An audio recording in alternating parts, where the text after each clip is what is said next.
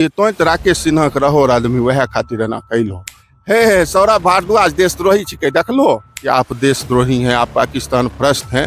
झूठ फूस का बयानबाजी करके समाज में आग न लगाएं। कौन मंदिर के शिवलिंग पर मांस का टुकड़ा फेंकवाया जाए? आपको दम है भैया तो भारत से मुसलमानों को भगाइए। ढोल के तरह बजने वाले हैं। छठ पर्व हम लोग मनाते हैं तो उसका 80% सामान जो हम लोग डाली पे चढ़ाते हैं वो मुसलमानों के दुकान से खरीदा जाता है। अब जनसभा क्या लगाइएगा? प्रयास करिए कि यहाँ के जिला का विकास कैसे हो। नमस्कार, मैं हूं सुमन भारद्वाज और आप देख रहे हैं सीबी न्यूज बिहार। अभी हमारे साथ जो शख्स है इनका नाम सौरभ भारद्वाज है। लोकसभा चुनाव के समय में ये बड़े ही हाईलाइट हुए थे भैया। जन मुद्दों को लेकर सांसद के गाड़ी को रोककर सीधा लाइव आकर सवाल कर देना। बहुत बहुत स्वागत है सौरभ जी। आप बहुत बहुत धन्यवाद सुमन जी। क्या हुआ, क्या कारण है सौरभ जी? अब कह रहे हैं कि उन चीजों को छोड़ के उस टाइम तो बहुत ये मुद्दा भड़का था और जनता भी काफी ज्यादा इस चीज को सराही थी कि जनता के पक्ष में आपने सांसद से सवाल किया, लेकिन उसी चीज से आप दूर भागते जा रहे हैं। क्या कारण हुआ कि उस पहचान को आप पीछा छोड़ना चाह रहे हैं? देखिए, सवाल बहुत अच्छा है। मेरे साथ होगा क्या? कुछ नहीं हुआ। हुआ बस इतना कि कुछ अपने जो हमसे बिछड़ गए उन वजहों से बहुत आहत होते हैं। कुछ नहीं, बहुतों अपने। तो ये जो समाज में एक जहर के तरह विचारधारा घोल दी गई है भारतीय जनता पार्टी के द्वारा लोगों में कि आपने अगर उनके किसी कार्य का विरोध किया या उनके किसी जनप्रतिनिधि का विरोध किया तो आप पे एक ठप्पा लगा देते हैं। पता नहीं कैसी विचारधारा ये बन चुकी है कि आप देशद्रोही हैं, आप पाकिस्तान भ्रष्ट हैं। मेरे समझ से ये बहुत ही गंदी विचारधारा है, इसको बदलनी चाहिए। ये नहीं हो पार्टी की ये विचारधारा है या फिर सिंगल पर्सन जनप्रतिनिधि जो है यहाँ के सांसद महोदय उनकी विचार? भारतीय जनता पार्टी के हर नेता तो इस तरह की बयानबाजी नहीं करते हैं जितना हमारे यहाँ के सांसद मंत्री करते रहते हैं। मेन तो क्या बोले उसको, ढोल के तरह बजने वाले हैं। कुछो बोल दिए। इधर आप देखे होंगे कि बयान दिए हैं कि मुसलमानों का हम काम नहीं करेंगे। भैया, आप जिस समय सांसद और मंत्री बने उस समय जब आपने सर्टिफिकेट लिया तो यहाँ पे आपका आपके संसदीय क्षेत्र में जिसने विरोध किया या फिर जिसने आपको वोट दिया, यहाँ संसदीय क्षेत्र का एक एक व्यक्ति के आप सांसद हुए। फिर इस तरह का उल जलूल बात बोल के समाज में आग लगाना ये बहुत ही गलत है। मैं इसकी कड़ी से कड़ी निंदा करता हूँ, क्योंकि आपको पता होगा सुमन जी कि हम लोगों का सबसे पवित्र त्योहार छठ पर्व है। छठ पर्व हम लोग मनाते हैं तो उसका 80% सामान जो हम लोग डाली पे चढ़ाते हैं वो मुसलमानों के दुकान से खरीदा जाता है। इस तरह की बयानबाजी करके बस वो एक हाईलाइटेड रहना चाहते हैं, अपने सदन में कहिए या फिर देश में कहिए। एक इस तरह का बयानबाजी करके सिर्फ हाईलाइटेड होना, और वो तो इसको हाईलाइटेड होने के लिए करते हैं, लेकिन उनको नहीं पता है कि इसका दुष्प्रभाव क्या होता है।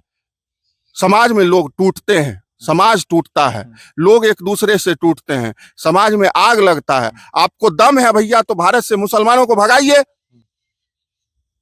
इतना ही दम है, आप दादा कहलाते हैं, मुसलमान को खदेड़ दीजिए भारत से। आज मैं बोल रहा हूं ना, अगर मेरा ये वीडियो जो भी उनका कार्यकर्ता देखेगा, हे सौरभ भारद्वाज देशद्रोही छिके देख लो। इस तरह की जो सोच आपके साथ बीती? हाँ, बिल्कुल बीती। इस तरह की जो सोच बनाई गई, इस तरह के सोच को जो हवा दी गई, ये बहुत ही गंदी विचारधारा है भैया। ऐसा नहीं है कि आपके पार्टी के लोग धुले हैं, अदर पार्टी के लोग गंदे हैं, या अदर पार्टी के धुले हैं आपके गंदे हैं। हर जगह हर तरह के लोग मौजूद हैं। अब सांसद बन के आ गए, फिर से मंत्री भी बन के आ गए। क्या लगता है कि जिस तरह से लाइव आके आवाज उठाना पड़ा था जनहित के लिए, फिर से आवाज उठाने की नौबत आएगी या कार्य भी हो रहे हैं? देखिए, लाइव आके सवाल पूछना ऐसा कोई ये नहीं था कि उनसे हम लाइव आके सवाल पूछे, लेकिन एक घटना चुनाव से पहले हुई थी। मैं अगर नाम लेता हूं तो उसमें मुझ पे ये भी लग सकता है, हम झेल रहे हैं भैया, झेले हैं कि तो राकेश सिन्हा के रहो आदमी वह खातिर ना कैलो। तो मैंने ये वाकया देखा था कि वह व्यक्ति राकेश सिन्हा जो बैठ के न्यूज चैनल पे रो के अपनी वारदात को बता रहे थे। तो हम भी भाई आम इंसान हैं, वो तो राकेश सिन्हा कम से कम राज्यसभा सांसद थे, हम तो आम इंसान हैं, सामान्य नागरिक हैं। तो लाइव आके सवाल पूछना, सिर्फ हम अपने जान को बचाने के लिए उनसे लाइव आके सवाल पूछे कि मेरा जान बचा रहे, ठीक है। और रहा बात कि फिर से ऐसा हो, हम नहीं चाहते हैं कि ऐसा हो, वो काम ऐसा करें, झूठ फूस का बयानबाजी करके समाज में आग न लगाएं। राजनीति करिए, धर्म और जाति की मत करिए, राजनीति करिए, विकास की करिए।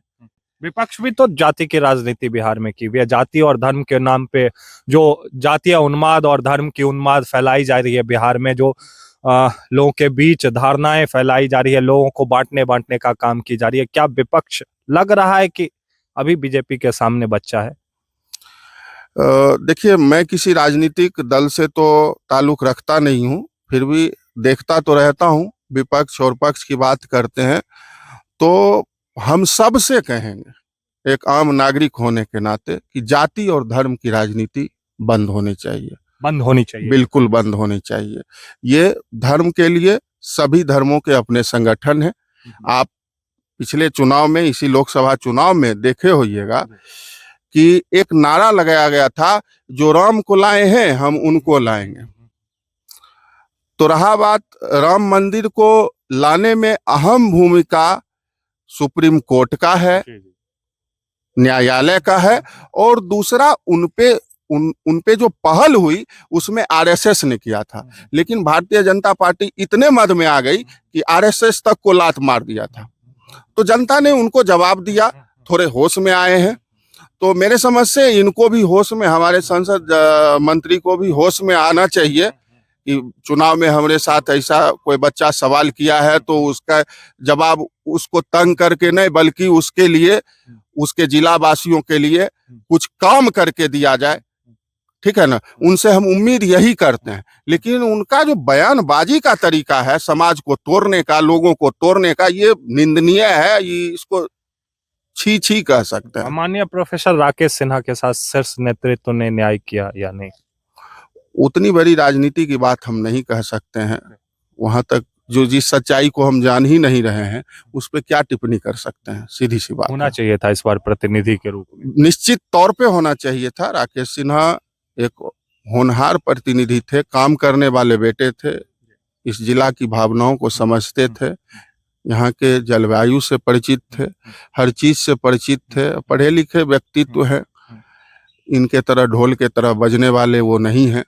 निश्चित तौर पे राकेश सिन्हा अगर आते तो आज चुनाव का जो आपको परिणाम देखने को मिला है, इससे बहुत ज्यादा बेहतर देखने को मिलता है। रिकॉर्ड तोड़ वोट से राकेश सिन्हा यहाँ से विजय प्राप्त करते हैं। जनसभा लगा रहे हैं, जनसंवाद कार्यक्रम कर रहे हैं अभी सांसद जी, विकास को लेकर भी काफी ज्यादा जागरूक दिख रहे हैं। आते ही बहुत बड़ा ऐलान किया इंडस्ट्री को लेकर। क्या लग रहा है, ये सारे अब विकास के कार्य सांसद महोदय या मंत्री जी के द्वारा हो रहे हैं? देखिए, सांसद मंत्री जी जो लगा रहे हैं, क्या बोले आप, क्या लगा रहे हैं? जनसभा। जनसभा। वो जनसभा नहीं है, वो हाल ही में फिर विधानसभा चुनाव आने वाला है, उसकी राजनीति रास्ता, मतलब विधानसभा चुनाव की राजनीति। हाँ, वो विधानसभा चुनाव की राजनीति है। आप जनसभा क्या लगाइएगा? प्रयास करिए कि यहाँ के जिला का विकास कैसे हो। वो जनसभा करके यही दिमाग लगाएंगे कि कौन मंदिर के शिवलिंग पर मांस का टुकड़ा फेंकवाइल जाए, कौन मंदिर को तोड़वाइल जाए। इस तरह की राजनीति खेल के मेरे समझ से समाज को तोड़ना नहीं चाहिए। वहाँ हर धर्म में, हर संप्रदाय में कुछ असामाजिक तत्व हैं जो ऐसा करते हैं, उनको सजा देने के लिए कानून है, कानून व्यवस्था है, धर्म संगठन है, वो सब ऐसा करें। आप एक जनप्रतिनिधि हैं, आपके लिए चाहे हिंदू हो, मुसलमान हो, चाहे चमार हो, चाहे भूमिहार हो, चाहे ब्राह्मण हो, चाहे राजपूत हो, चाहे कुर्मी हो, कोई भी हो, हर तबके का, हर जाति का, हर धर्म का व्यक्ति आपके लिए समान है। तो देखिए, ऐसे ही बेबाकी के साथ आवाज उठाते रहते हैं और जन समस्याओं को लेकर प्रतिनिधियों के बीच बेबाकी के साथ अपने मुखारविंद से आवाजें बुलंद करते रहते हैं। हमारे साथ अभी मौजूद थे सौरभ भारद्वाज, जिन्होंने बेबाकी के साथ केंद्रीय मंत्री गिरिराज सिंह के सामने एक सवाल रखा था जनपक्ष में। बहरहाल सीबी न्यूज में बने रहने के लिए आपका बहुत बहुत धन्यवाद।